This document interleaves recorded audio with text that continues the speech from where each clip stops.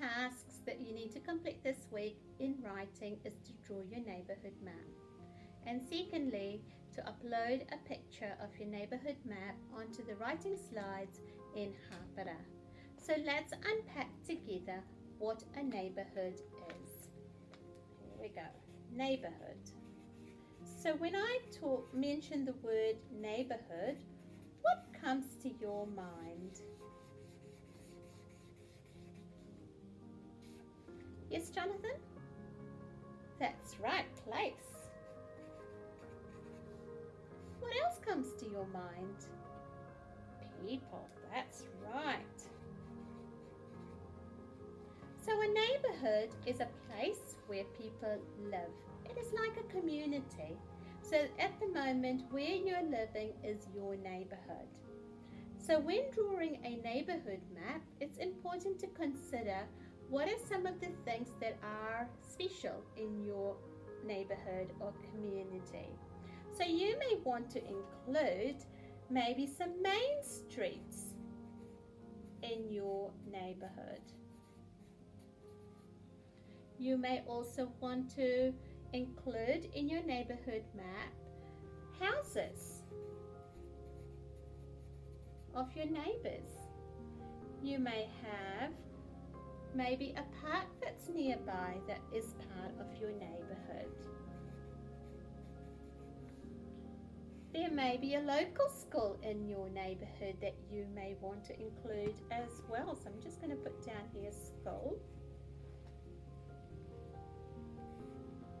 There may also be some other main buildings in your area. I'm just going to put buildings.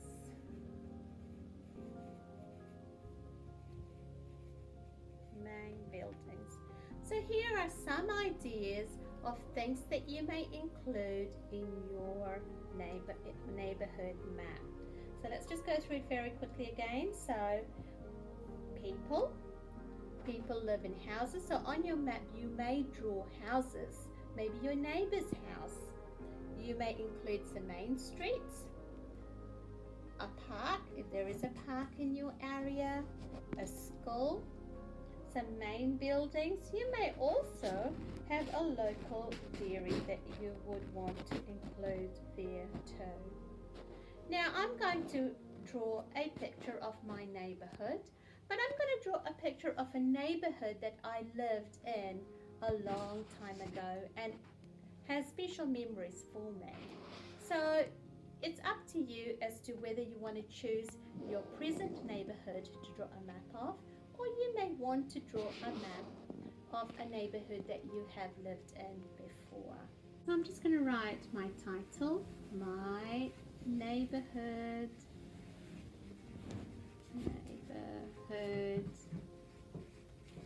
map. So when I was 6 years old, I went to a little island far north of Fiji called Rotuma. Just going to put Rotuma over here. And this island is very important to me because this is the island where my mum was born and she comes from. It is a very small island with about 1,500 people living on it. Everyone on the island pretty much knows each other and are somehow related. So I lived in a district called Malhaha. That's actually the district where my mum's family comes from. And I lived in a concrete house. I'm just going to draw my concrete house here. There we go. There's my house. Concrete house with a tin roof.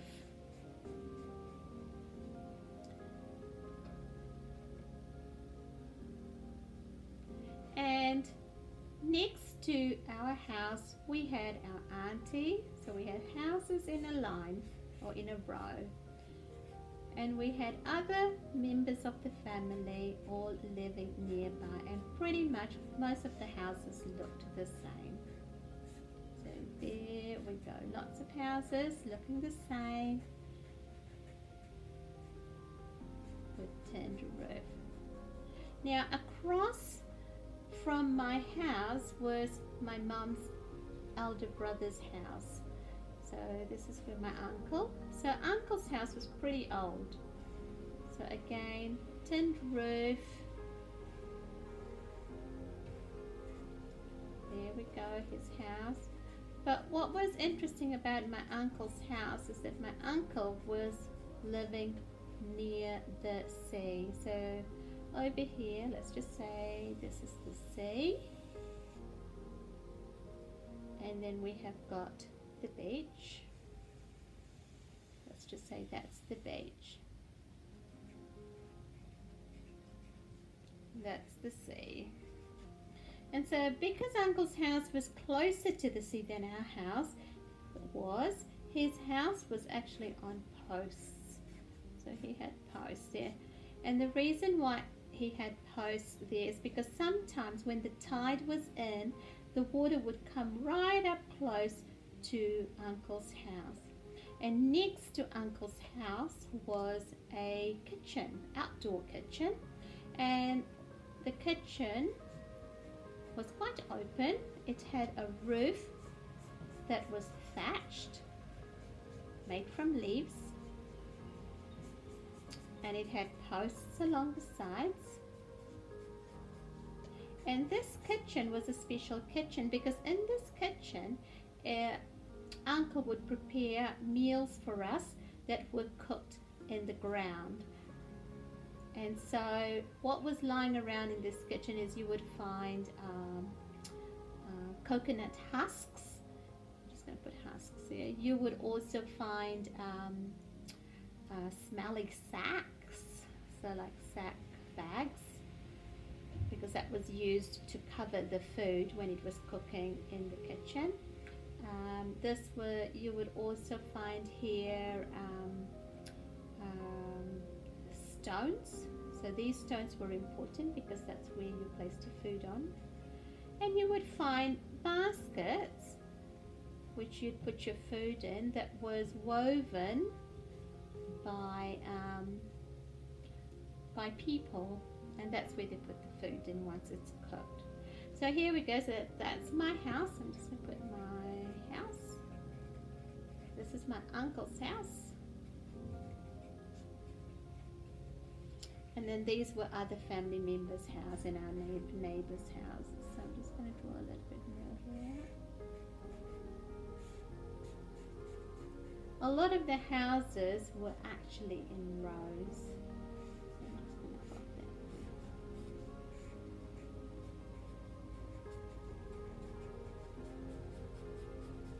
Now in front of my house was a road. Now it wasn't like the roads that we have in New Zealand. It was quite different. It was actually quite a dusty and sandy road, and on this road over here we would walk. So when I went to school in Rotuma, we would walk for about 30 minutes to get to the school. So I'm going to talk to you about other things that were. So let's just say the school was over right at the end here. So I'm just going to draw a building. We had a primary school called Malhaha Primary School, and on the same site we also had the high school. So in this area was one school only. So there's the school that I went to, and at that school my auntie was the head teacher of the primary school, mum's sister. So we went to that school. So there's Uncle's house, there's his kitchen, and then as you kept going along you would come to a community hall. Now this community hall was the only hall in the area, and so it was like a big house with lots of windows, actually louver windows. So maybe I'm just going to draw it like this.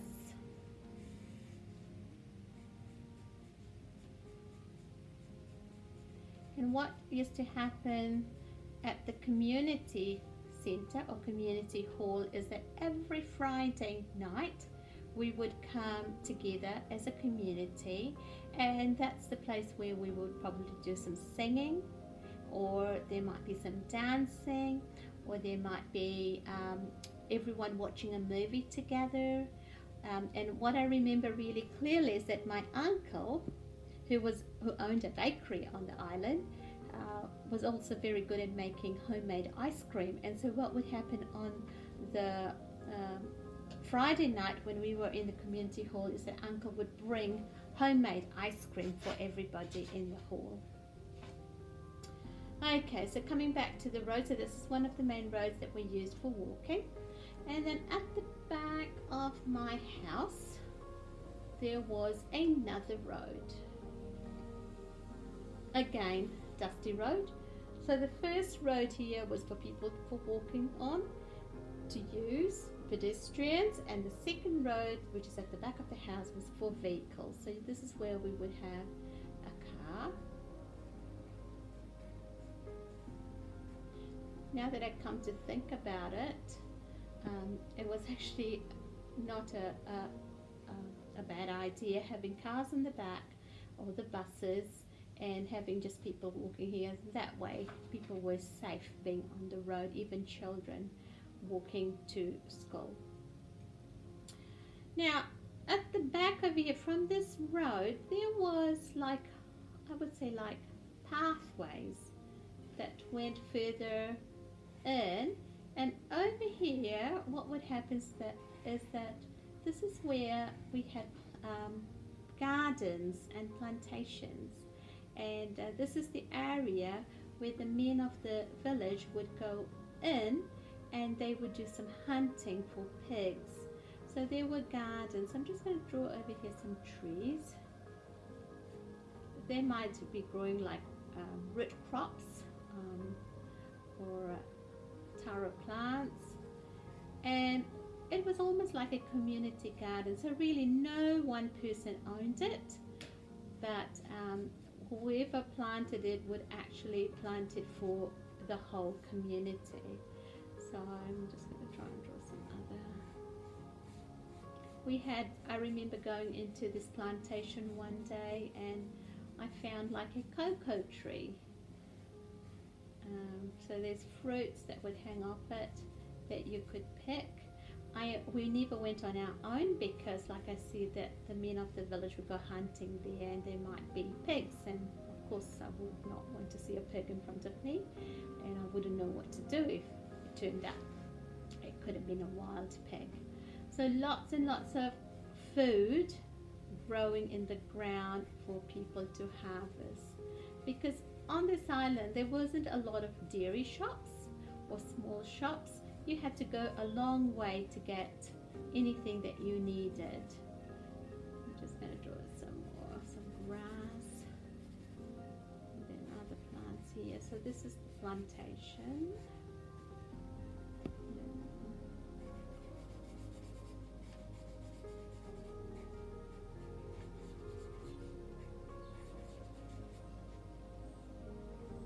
Okay, so there we go. So that's the plantation part, where people went to get food and they would share that with everybody in the community. These are the houses. There's my house, there's my uncle's house. And what was really special about this community or area was that there were a lot of palm trees growing, and that's what I remember really well. Palm trees and coconuts.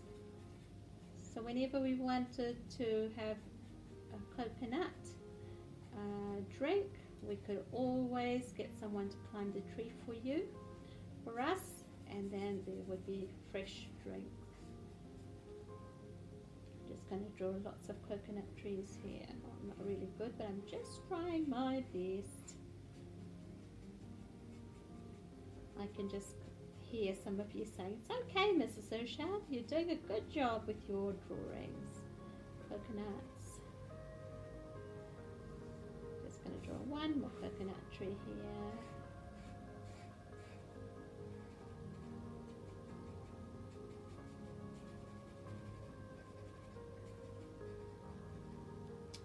Okay, so coming back to where the community hall is, next to the community hall was a church. Now a lot of people in this island, on this island, actually were religious, and they observed Sunday to be their most holy day, and so you wouldn't find anyone playing on a Sunday or being noisy on a Sunday, but everyone had to observe and respect the Sunday. So the church had a steeple, so it's this bit over here, and it had a cross on the top. And next to the church was a cemetery. I don't know whether you know what a cemetery is, but cemetery was next to the church. So I'm just going to very quickly, cemetery. So at the cemetery, my grandparents were buried, my mom's parents. So it was important for us to make sure that we visited the cemetery, and we were able to clean and tidy it up. And then as you kept going along, I've run out of space. Right towards the end that's where you have the skull. I'm just going to draw some more houses. Now, like I said before, nearly everybody knew each other in this community, and so everybody was like family here.